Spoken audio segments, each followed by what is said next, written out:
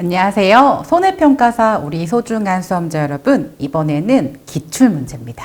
자, 기출문제를 공부하는 방법은 그 문제와 그 정답을 보고 이것을 내가 아는 건지 모르는 건지 확인을 하셔야 돼요. 그래서 자꾸 이렇게 풀어보는 것도 너무 좋지만 이렇게 갑자기 이제 이론 공부하다가 갑자기 풀어보면은 이 문제 유형에 어색할 수가 있습니다. 그렇기 때문에 이 문제 유형을 익숙하게 한다. 그것에 집중하셔서 우리가 실제 시험 볼 때 적응력을 높이는 게 가장 중요합니다. 자, 1번. 농업상 용도에 따른 작물의 분류로 옳지 않는 것은? 옳지 않은 것은 이렇게 X 쳐줘야겠죠? 여기서 물어보는 게 뭐예요? 농업상 용도예요. 그래서 우리가 1단원에서 봤던 건데, 우리가 공해작물, 즉 특용작물이라고 하고, 그리고 우리가 사료작물, 가축이 먹는 것들, 녹비작물, 또 원예작물도 있었고, 또 식용작물도 있었어요. 그래서 이렇게 어떤 용도로 쓰냐라는 것들에 대한 작물의 분류인데, 이 주영작물이라는 거는 똑바로 꼿꼿하게 쓰는 거 있죠? 이런 예를 들어서 벼 같은 거. 그리고 이제 이런 것들의 그 모양새를 보고 그 초형이라고 하죠. 그걸 보고 물어보는 거라서 1번, 2번, 4번과는 물어보는 그 분류가 다 같지 않습니다. 그래서 주영작물이라는 것도 다른 것들은 이제 포복형, 이렇게 고구마 같은 거 있잖아요. 기어서 자라는 거. 그런 것들이 어떤 그 생김새에 따라서 구분하는 거예요. 그래서 51번의 답은 3번 골라주시면 되겠죠.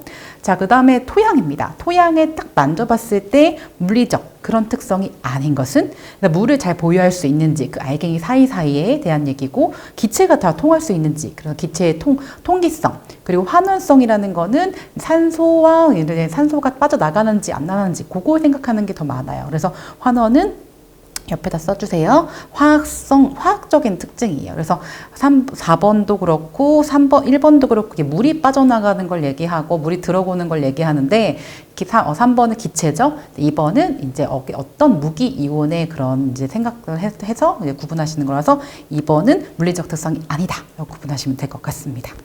자, 그 다음에 토양.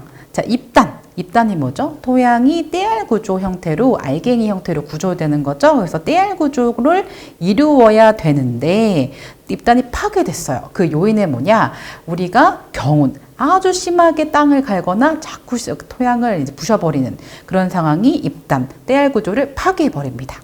자, 반대로 떼알 구조를 만드는 것은 유기물을 시용하거나 토양을 덮어줘서 이제 심한 그 타격감을 보호하거나 두가작물, 즉 무슨 가작물이에요? 콩가작물을 우리가 재배해서 토양 구조를 좋게 해주는 거죠. 그 외에도 녹비작물 재배하셔도 괜찮습니다. 그래서 입단 형성하는 방법, 입단을 파괴하는 방법 두 가지를 구분해 주세요. 그리고 우리가 예측을 해보면은 입단 파괴하는 거에 또 나트륨 이온도 생각할 수 있어요. 그래서 나트륨 이온이 이 토양의 떼알 구조를 흐트려 버리는 그 특성이 있기 때문에 입단을 형성하는 거, 입단을 파괴하는 거 구분해서 알아주시면 좋습니다. 자, 4번. 54번 토양 수분에 관한 설명으로 옳지 않는 것은, 그래서 결합수, 그 다음에 수분 포텐셜, 중력수, 그리고 수분 장력, 다양한 개념들이 이제 복합적으로 나온 문제입니다. 먼저 틀린 것부터 보도록 할게요. 중력수는 pH 7.0 정도의 중력에 의해 지하로 흡수되는 수분이다. 자, 중력수 우리가 공부할 때 어땠어요? 물이 좀 많은 상태를 얘기했어요. 자, pH 7 이렇게 끌어당기는 토양 수분 장력인데 이 입자가 수분을 흡착하려고 유지하려는 힘이에요. 4번 맞는 얘기. 그래서 중력수라는 건 물이 많은데 굳이 이렇게 pH 값을 높여가지고 물을 끌어당기는 그런 정도의 pH 값이 높지 않습니다. 그래서 이 3번은 틀린 내용 체크해 주시고, 수분 포텐셜은 높은 곳에서 낮은 곳으로, 그래서 땅에서 위로 이렇게 이동된다는 사실을 기억해 주시고, 결합수는 pH 값이 되게 커요. 그래서 토양에 딱 달라붙을 만큼 수분이 적기 때문에 식물이 흡수, 이용할 수 없습니다. 그래서 이 식물이 흡수할 수 있는 그런 정도의 수분을 우리가 뭐라 공부했죠? 유효수분. 따라해 볼까요? 유효수분. 그래서 이제 유효수분의 범위가 어디다? 포장 용수량에서 어디까지예요? 영구 위조점. 자, 여러분 강의 보고 계시는데 손으로 따라 쓰고 계세요? 동그라미 치고 손을 움직이셔야 돼요. 우리가 공부라는 거는 눈으로 보고 귀로 듣고 내 입으로 말할 때 더 장기격으로 갈 수도 있고, 이런 것들이 뇌의 활용 능력을 더 높여야 합니다. 아시겠죠? 긍정 에너지로 우리 끝까지 이 강의 보셔야 돼요. 자, 그 다음에 55번. 식물의 생육이 가능한 온도를 뭐라고 할까? 이거 좀 헷갈리셨을 것 같아요. 그래서 이것을 유효 온도라고 하고 딱 끊어주시고, 배추, 양배추 이런 것들은 우리가 뭐라고 한다? 배추, 양배추 이런 것들은 이제 엽채소잖아요. 그래서 이제 이거는 호냉성 채소라고 합니다. 호냉성. 그래서 우리가 호온성, 호냉성 이렇게 구분을 온도에 따라서 구분을 했죠. 그런 것들에 따라서 생각을 해주시고, 그 다음에 뭐가 되면 어떻게 돼요? 우리가 이런 것들을 화분화가 일어난다라는 것까지. 그래서 전반적으로 이제 되게 생각보다는 간단하지만 은근 헷갈리는 그런 내용이에요. 그래서 유효온도, 호냉성, 배추, 상추는 고온에 의해서 화분화가 된다. 그러니까 은근히 이게 헷갈리는 거. 왜냐하면 배추, 양배추, 상추가 호냉성, 시원한 걸 좋아하는 채소라면서요. 그런데 고온이 되면 어떻게 된다? 화분화, 꽃눈이 생기는 거예요. 그래서 이제 배추가 어렸을 때서 우리가 꽃 피기 전에 우리가 잎 상태가 많을 때 우리가 먹잖아요. 그때가 이제 잎채소를 먹을 때 상품 가치가 있는 거고, 육종학자들의 목표는 뭐예요? 꽃이 펴야겠죠. 화분화가 돼야 됐죠. 그러니까 일부러 고온 처리가 될 때를 노려서 이제 상추 꽃이 피게 만들고 양배추 꽃이 피게 만드는 거예요. 그래서 각각의 작물을 그 파종부터 수확까지의 단계별로 온도나 그런 것들이 처리가 다르다라고 보시고, 다시 한번 정리해 볼게요. 유효 온도, 생육이 가능한 온도를 유효 온도. 그리고 이렇게 배추, 양배추, 상추, 이거 호냉성 채소입니다. 호냉성. 그리고 하나 더 외울까요? 아까 뭐냐면 딸기죠.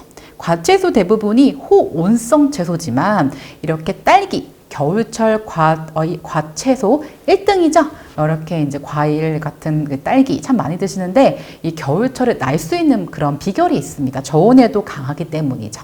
그리고 배추, 상추 이런 것들은 고온에 의해서 화분화가 일어난다까지 엮어주시면 됩니다.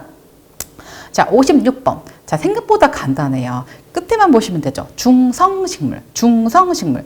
중성식물인데 이게 우리가 한계 일정이 없어요. 이게 고온이나 우리가 장일이나 단일일 때 한계 일정이 없고 어느 일정 조건에서 개화하는 거예요. 이렇게 짧게 중성식물 딱 보시면 고추 고르실 수 있으실 거예요. 그래서 우리가 상추 같은 경우에는 장일식물. 그래서 고온 장일일 때 화분화 되고요.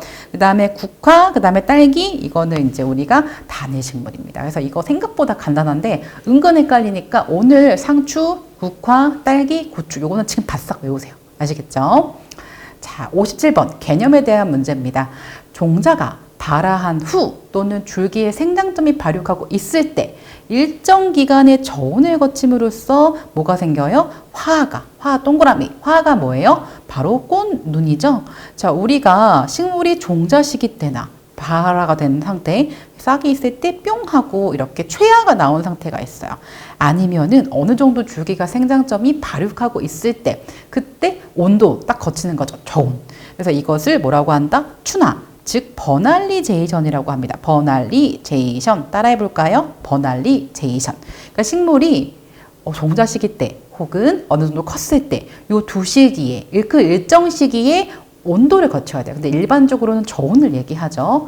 그래서 종자 시기 때 우리가 저온을 거치는 거는 종자 춘화형 이렇게 얘기하고요. 종자 춘화형 따라해 볼게요. 종자 춘화형. 자, 그리고 줄기의 생장점이 어느 정도 컸을 때 이때는 뭐라고 해요?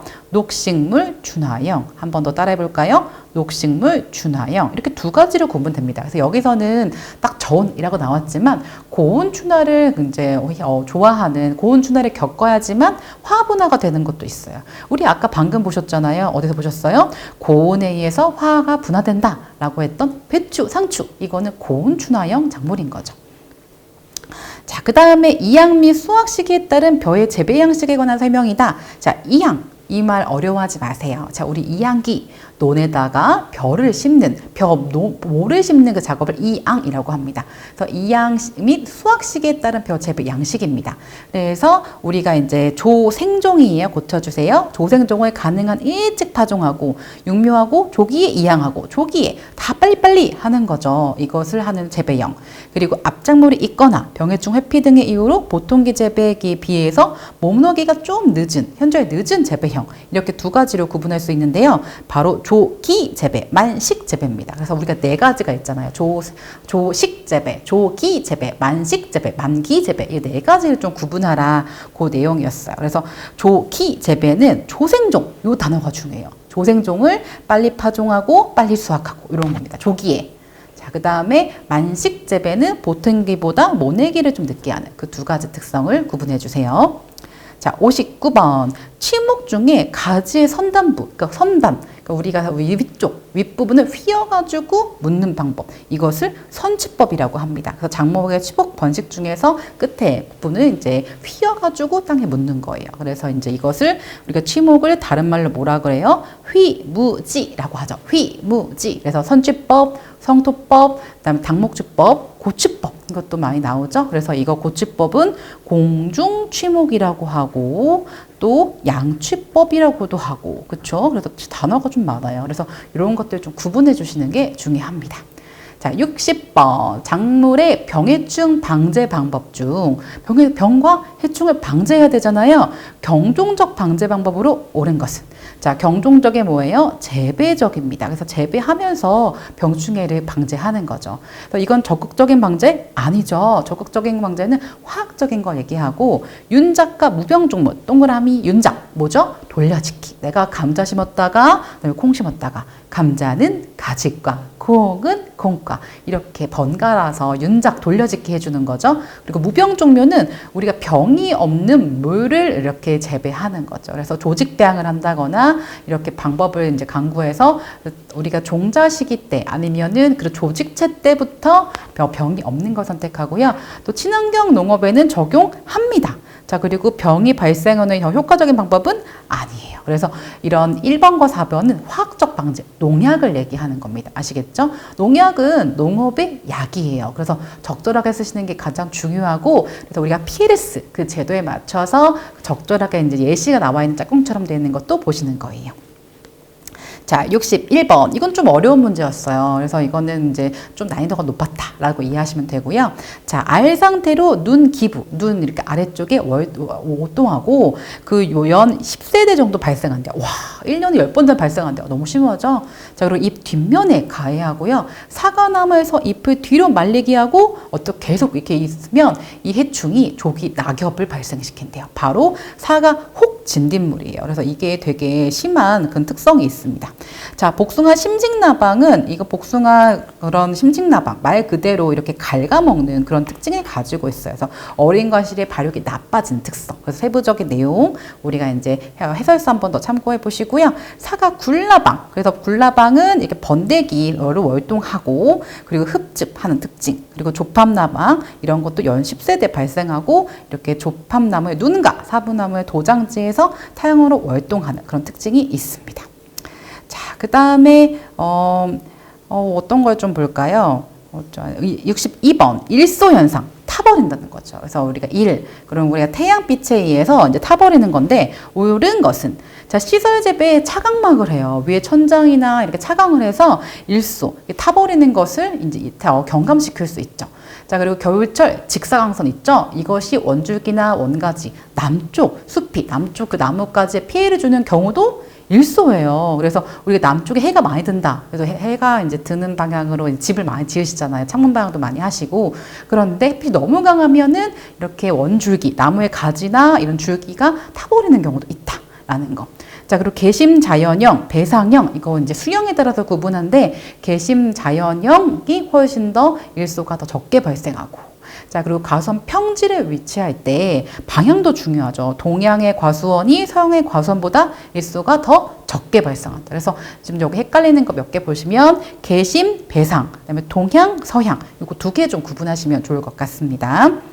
자, 그 다음에 63번 벼 재배 시 풍수해 예방 및 경감 대책으로 옳지 않는 것은 자, 우리가 바람이나 아니면 물 이걸로 인해서 벼 재배할 때 피해를 겪는 경우가 은근 많아요. 그랬을 때 우리가 내 도복성, 잘 쓰러지지 않는 품종을 먼저 선택해 주셔야 되고, 그리고 태풍이 지나갔다. 그러면 이제 벼가 꺾이면서 이렇게 거기 안에 이제 곰팡이균이나 여러 가지 세균이나 이렇게 들어올 수 있죠. 세균제 살포해 주셔야죠. 그리고 침수됐어요. 그리고 물이 너무 들어왔어요. 이런 논에는 물을 급속하게 빼주셔야 돼요.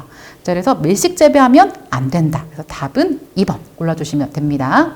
자, 그리고 만약에 작물이 안타깝게 쓰러졌잖아요. 그럼 뭐가 발생되냐면 수발아가 발생됩니다. 그래서 수발아. 그리고 발아하면 좋은 거 아니야? 라고 생각할 수 있겠지만 수발아가 나왔다. 그러면 엄청난 피해이기 때문에 수발아 나오면 X 해주세요. 특히 손해평가사 실제 업무 보실 때 수발아 피해 증상을 한번 확인하면서 아유 어떡해요 우리 농부님한테 어떡하죠 막 이렇게 이제 상담을 하는 경우가 은근히 많습니다. 자, 64번 과수작물의 동해, 상해에 대한 설명으로 옳지 않는 것은, 자, 배나무의 경우 일찍 피는 따뜻한 지역에서 늦서리 피해가 많이 일어나요. 그래서 우리가 이제 봄철에 종종 이런 기사를 보실 수 있을 거예요. 봄철이 갑작스러운 늦서리 때문에 꽃이 다 죽었어요. 이런 경우 있죠. 그래서 꽃눈이 잎눈보다 내한성이 약해요. 잎이 훨씬 더 강합니다. 그래서 꽃눈이 훨씬 더 많이 이제 내한성이나 아니면 너무 더위나 이제 물에 대한 피해가 다 약하기 때문에 이 꽃이 상하면은 이제 굉장한 피해가 나타납니다. 자, 그리고 핵과류에는 늦서리 피해가 민감해요. 핵과류 뭐 있죠? 자두, 복숭아, 그러니까 안에 씨 큰 거 있죠? 그것을 생각하시면 되고요. 자, 서리를 방지할 때 이렇게 큰 선풍기 같은 걸로 이렇게 차가운 바람이 모여있지 않게 이제 바람을 좀 유동시켜주고 톱밥이나 뭔가 태워서 온도를 좀 높여줘야 돼요. 그래서 이게 보시면 과수작물이 온실에서 키우는 경우 사실 거의 없잖아요. 근데 참참들 온실로 들어가고 있는데 노지다 보니까 야외다 보니까 이 온도에 저온이 왔을 때 굉장히 많은 피해가 있습니다. 그래서 그런 부분들을 이제 사전에 예방을 하기 위해서 노력을 하시고 또 사후에도 예방을 하려고 우리가 이제 보충을 하려고 많이 하시는데 쉽진 않죠. 그러니까 이런 과수의 동해 피해를 여러분들이 아마 경험을 하시게 될 거예요. 왜냐면 합격하실 거니까요. 자, 그 다음에 벼의 담수 표면 산파 재배 시 도복에 관한 설명으로 옳은 것은, 자, 도복은 뭔지 아시죠? 앞서 설명했던 벼가 쓰러지는 거. 자, 그런데 여기서는 벼를 기르는 방법 특이한 두 가지가 예시가 나왔어요. 자, 우리 앞서서 이양에 대해서 나왔죠. 그래서 벼를 모판에다 기르고 눈에다가 옮겨 심는 거. 그게 생각보다 진짜 힘들거든요. 저도 4월 이제 중순 되면 벽시 파종하러 가야 돼요. 그리고 5월 달에는 이제 이양하는데 그게 너무 노동력이 많이 드니까 담수 표면의 산파, 담수, 논에다 물을 담아놓고 표면에다가 흩어뿌림. 자, 그리고 무논 골뿌림, 골에다가 뿌려버리는 거예요. 이거에 대한 비교가 있는데, 이거에 대한 비교를 이제 짧게 설명하면, 자, 우리가 무논 골뿌림에 비해, 담수 표면이 도복이 경감된다? 그렇지 않아요. 담수했잖아요. 그러니까, 이렇게 뿌리가 논 바닥에 이렇게 딱 고정하기가 힘들어요. 그래서 이런 부분들 때문에 아무래도 이제 뿌리가 이제 발달이 상대적으로 약하다라고 볼 수가 있고, 그래서 경감된다 틀렸고요. 자, 도복 경감제를 살포했어요. 이제 농약이죠. 벼의 하위 절간이 짧아져서 이게 너무 그 절간이 뭐냐면 마디 사이예요. 이게 길면은 이렇게 흔들흔들 할 수 있는데 이게 짧아져서 도복이 경감되죠. 그래서 이런 담수 표면에 산파, 흩어뿌림 할 때는 이렇게 도복 경감제를 뿌립니다. 자, 질소 비료를 다양시 비하면 도복이 경감된다. 이것도 틀린 거예요. 질소는 초기에 생육할 때만 뿌리지 이렇게 비료를 질소질 비료 많이 뿌리시면 너무 영양생장 활발해가지고 도복이 활성화됩니다. 그래서 도복 다량시 비한다는 건 X. 자, 그리고 파종 직후에 1회 낙수를 심하게 한다. 이렇게 했을 때 도복이 더 증가하게 되는 거예요. 그래서 이거 사실은 제가 식용작물도 따로 가르치고 있는데 굉장히 세부적인 내용이에요. 그래서 요거는 좀 어려웠다. 상수준. 좀 어려운 내용이었다라는. 근데 여러분들이 이제 생각하셔야 돼요. 담수의 표면에 살포한다. 산파, 흩어뿌리죠? 그다음에 무는 골뿌림. 줄지어서 뿌린다. 어떤 게 더 일정하겠어요? 당연히 골뿌림, 줄지어서 더 일정하는 거죠. 그래서 65번에 1번만 좀 헷갈린다. 그리고 도복 경감제를 살포해서 하위 절간. 그러니까 여기가 벼 줄기면 요게 이제 마디, 요게 마디, 그리고 마디와 마디의 사이, 그것을 절간이라고 합니다. 자, 우리도 손목에 보면 여기 손목 여기 각각의 부위가 있는데 이 사이가 있죠. 이런 것처럼 그 사이가 길어지면 쓰러지겠죠. 근데 이 길이를 짧게 만들어주는 게 도복 경감제라는 거죠. 자, 66번 우박입니다. 아무래도 손해평가사는 이 피해 상황에 대한 문제가 많이 나와요. 우박에 대한 피해에 대한 설명으로 옳지 않는 것은 전국적으로 7, 8월이 아니에요. 7, 8월은 우리가 장마가 이제 끝나고 무더운 여름이 오기 때문에 66번의 우박은 4월에서 5월 기후가 불균형할 때 나타나고 봄철 대기가 불안정할 때 나타나는 게 우박이에요. 그래서 우박이 되게 국소적으로 나타나요. 전국적으로 나타나는 것도 아니에요. 그래서 그런 부분이 참 방지하기 너무 힘든 것 같아요. 그래서 과실에 막 기스나고 새 가지에 막 자국 나고 막 엄청 힘들죠. 그리고 비교적 단시간에 우르르 그 알갱이가 막 피해를 나타나니까 피해가 국지적이다. 그래서 어떻게 보면 1번에 전국적이다, 3번에 국지적이다. 이게 이제 반대잖아요. 그쵸? 그래서 답은 1번. 그리고 그물망을 씌워서 그런 이제 우박에 잘 나타나는 곳은 미리 이제 그물망이 좀 방지해주는 그런 물리적인 방제도 할 수 있습니다. 자, 이거 67번. 되게 좋은 문제인데요. 딸기와 감자의 무병주. 자, 무병주, 병이 없는 식물 개체, 식물 조직 부분을 생성하기 위한 방법은 조직 배양이에요. 실제로 이렇게 딸기 모종, 런너를 키워서 하시는 분들은 기존에 있던 그런 딸기에서 병해충이 옮겨올 수 있잖아요. 식물 조직의 즙에. 그러니까 그것의 이제 식물의 일부분을 그 생장점을 이렇게 실험실에서 빨리 이렇게 번식하게 만들어 놓은 거죠. 그래서 기내에서 배양해서 우리가 조직을 활성화시켜서 이렇게 이제 실제 파는 거죠. 그래서 이런 것도 굉장히 고도의 기술이죠. 무병주. 자, 과체류를 결실, 과수를 얼만큼 이렇게 조절할까? 특히 결실, 얼마나 이 열매를 조절할까 했을 때 열매를 이제 못생긴 건 좀 따주시고 그리고 너무 꽃이 많이 생기면 꽃 따주시고 그 다음에 인공수분, 꽃가루 묻혀주고 이거 세 가지가 다 결실을 조정하는 방법입니다. 그래서 답은 4번이에요. 자, 69번. 우리 식물 호르몬 5가지 있었죠? 한번 기억해 볼까요? 옥신, 그 다음에 시토키닌, 그 다음에 BA 이런 거 있었잖아요. 그래서 우리가 여러 가지가 있고 또 에틸렌, 그 다음에 에브시삼 이렇게 있었는데 우리가 여러 가지 5가지가 있었어요. 그 중에서 에틸렌입니다. 그래서 다시 한번 옥신 쓰고 그 다음에 우리가 이제 시토킨이 있었죠. 그리고 지베렐린이죠. 갑자기 이 단어가 생각이 안 났어요.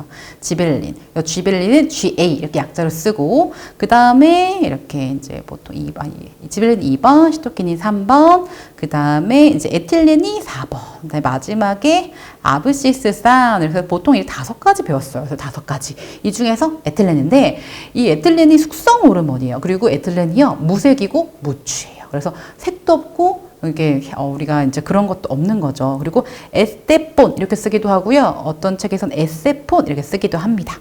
자, 그리고 AVG 이것이 발생에 촉진되는 게 아니라 이걸 처리했을 때 에틸렌이 이렇게 줄어드는 에틸렌 생합성 억제제라는 거예요. 그래서 기억, 니은, 디귿 맞는 얘기고 리을은 틀렸습니다. 그래서 나머지 옥신, 시토키닌, 지베렐린 나올 확률이 되게 많아요. 그래서 그런 것들을 좀 구분하시면서 오늘은 에틸렌 배웠구나 라고 생각하시면 되겠죠. 자, 70번. 우리가 수학 부분에서 많이 강조하는 내용이죠. 비급등형 과실인 것은, 그러니까 호흡이 급등하거나 아니면 호흡이 비급등하거나. 그래서 포도가 정답입니다. 그래서 이것은 바짝 외워야 돼요. 그래서 그때 우리가 이론 시간에 한 2개 외웠다면 오늘 하나 더 추가해서 사과, 자두, 복숭아. 이거는 호흡 급등형이구나. 그래서 사과는 더불어 인과류, 자두, 복숭아는 핵과류, 그리고 포도는 장과류, 주렁주렁 이렇게 여러 가지 연결해서도 알아두세요. 아시겠죠? 자, 그 다음에 pH입니다. pH가 가장 낮은 것은 그러니까 산성에서도 잘 자랄 수 있다는 걸 얘기하는 거예요. pH가 높다. 그래서는 알칼리성, 그다음에 염기성, 낮다. 이때 잘 자라는 거는 블루베리입니다. 그래서 블루베리를 키울 때 보통 피트모스라는 이제 용토를 쓰십니다. 그래서 피트모스 토양이 pH가 낮아요. 그래서 이제 검사를 하시는데 실제로 여러분도 집에서 하실 수 있으세요. 그래서 우리가 토양 5g을 떠가지고 그 다음에 이제 증류수 같은 거 아주 깨끗한 물에 섞어서 리트머스 용지에 담가 보시면은 그 색깔이 변하거든요. 그럼 이 토양이 어떤 특징을 갖고 있는지 pH도 금방 확인하실 수 있습니다. 자, 과수원의 토양 표면을 관리할 때 초생법, 그러니까 풀을 키우는 거죠. 그래서 과수원을 어떻게 관리하지 생각해 보시는 거예요, 바닥을. 그래서 초생법, 아니면 청경법, 아니면 부초법, 이 3가지가 있었습니다. 이 3가지가 구조화가 안 되신다면 다시 이론책으로 가셔서 한번 쫙 보시면 돼요. 공부가 사실 어려운 게 뭐냐면 다시 봐야 되는 다시 해보는 그게 참 쉽지 않은데 여러분 할 수 있습니다. 이 시험을 보겠다고 하신 것만 해도 저는 참 대단하다라고 생각이 드는데요. 자, 초생법. 자, 이게 토양배분 했을 때 긍정적인 측면이 토양의 입단화, 떼알 구조가 좋아져요. 그리고 지력, 땅의 유지에도 도움이 되고 토양 침식과 양분 유습도 방지하죠. 자, 그런데 안타까운 건 유목기. 이게 뭐냐면 나무가 어릴 때 있죠. 그때는 양분 병합이 일어날 수도 있어요. 풀이니까. 그래서 우리가 이런 부분들을 조절해서 농부님의 선택에 따라서 난 초생법 할 거야. 아니면 청경법 할 거야. 아니면 밑에 바닥에 뭘 까는 부초법 할 거야. 골라주시는 거죠. 그래서 이 초생법의 장점과 단점. 청경법의 장점과 단점. 그거 한 번 더 보셔야 돼요. 그래서 이 문제를 풀고 끝! 이게 아니라 조금 더 가셔야죠. 자, 73번 절화. 우리가 절단된 꽃다발음을 받고 그 수명이 연장하게 어떻게 할까 했을 때 이 방법입니다. 이 방법으로 옳지 않는 것은 화병에 물을 살균제와 당을 첨가한다. 이거 너무 좋은 방법이죠. 그래서 이게 우리가 꽃 그 대에 줄기에 여러 가지 이제 미생물들이 들어올 수 있기 때문에 그런 것들을 장기 보관하려면 이렇게 살균제도 넣고 그 다음에 이제 영양분을 주는 거죠. 설탕 이렇게 넣어주시면 되고 또 산성물을 침지한다. 이것도 마찬가지입니다. 그래서 이런 것들을 이제 화학적으로 장기간 보유할 수 있게 하는데 에틸렌은 틀렸어요. 우리 앞에서 배웠잖아요. 에틸렌은 이제 우리가 여기 넣어서 배우셨죠? 이거 바로 숙성 호르몬이에요. 그래서 이게 에틸렌을 이제 시비하면 어떻게 된다? 우리가 오히려 더 숙성되는 거죠. 그래서 이거는 틀렸다. 3번. 자, 그리고 줄기 절단면을 수초간 짧게 열탕 뜨거운 물에 담갔다 빼는 거. 이렇게 꽃다발 이렇게 오래 하시고 저 같은 경우에는 사실은 냉장고에 좀 넣습니다. 냉장고에 이제 넣으면 조금 더 오래 가잖아요. 그런 것도 있는 거죠. 자, 그다음에 시설입니다. 연질, 경질판 이렇게 있었죠. 폴리에틸렌 PE 이렇게 쓰시고 에틸렌 아세틸산 필름 EVA 이렇게 쓰시고 폴리에스테 PET 쓰시고 불소지 필름은 불소지 이렇게 나누는데 기역, 니은 이게 연질이에요. 그래서 연질, 경질판 이렇게 세 가지 구분하시면 좋을 것 같아요. 자, 그다음에 작물의 시설 재배에 사용되는 기화 냉방법. 그래서 물이 기체가 되면서 주변에 열을 흡수해서 온도를 낮추는 그 방법이죠. 그래서 팬, 선풍기예요. 그리고 패드, 축축한 그런 적셔진 그런 부분이 있고 그리고 팬, 우리가 선풍기, 미스트 이렇게 미세한 그런 물방울을 내보내죠. 네, 포그, 안개예요. 그래서 이렇게 물방울을 축축하게 내보낼래? 아니면 미스트 상태로 내보낼래? 포그 상태, 안개 상태로 내보낼래? 그래서 1번, 2번, 3번은 기화 냉방법이고요. 팬앤 덕트는 선풍기가 있어요. 그리고 덕트는 뭐냐면 이 길게 이렇게 약간 투명하게 이렇게 동그랗게 돼가지고 이렇게 기체를 이렇게 쏟아내는 거죠. 그래서 실제로는 이제 팬앤 덕트 이렇게 많은 것도 하는데 이것은 기화 냉방법보다는 순환하는 전체적인 그 온실의 그런 이제 여러 가지 온도를 순환해주는 그런 특징이 많습니다. 그래서 답은 1번, 2번, 3번이 기화 냉방법이고 팬앤 덕트는 전체 온실의 그런 공기 순환하는 방법이다. 라고 이해하시면 될 것 같습니다. 전체 한번 저랑 같이 풀어보시니까 어떠세요? 좀 아는 것도 있었고 나 공부하는 것도 있었는데 여러분 가장 중요한 건 뭔지 아세요? 여러분이 지금 하셨다는 사실입니다. 그래서 끝까지 포기하지 마시고요. 우리 할 수 있으니까 끝까지 화이팅 하시죠. 하나, 둘, 셋, 화이팅!